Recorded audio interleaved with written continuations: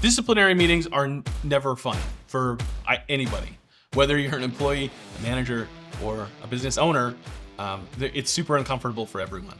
So some tips for those of you who have to have a disciplinary meeting, because every now and then, we're human, we make mistakes. One of the most important things that we need to consider when we have these meetings is there has to be hope for that person. They have to have a way forward. They have to know that they have some control over a positive outcome happening. Because again, these people are on my team. They're not in opposition to me.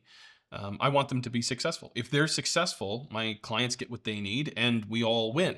I win, right?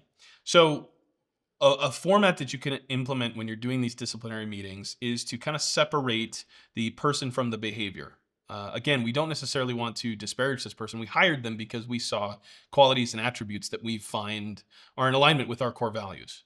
So rather than saying, you're not accountable or you're bad at your job, it is, we had a situation where the performance was not in alignment with what the company expects, in the sense of, here's situationally what's going on. And I always like to stack it. It's not necessarily a sandwich, right? But the first part of this is recognition of accomplishments. So you kind of start with, ultimately, this is how you have been and who you are as a person. And here's evidence of that, because oftentimes, we forget to give them some recognition for accomplishments. And this is a great opportunity to start out on a positive note. Next, we would do a situational assessment. You do in two parts. So I would say, here's my understanding of the situation. What's your understanding of the situation? And then you can reinforce that with, well, that's very unlike you, because I know that you are, that you're honest, you're accountable, you're a hard worker, you really care about the clients that we serve. That's another opportunity to reinforce those characteristics this person has and hasn't maybe been living within. And then from there, the two of you can come together and talk about what it would look like to move forward. They have to be involved in the path forward. If they're not a part of how they redeem themselves, then again, you're barking orders at them, and they have to then meet whatever expectation you're trying to set.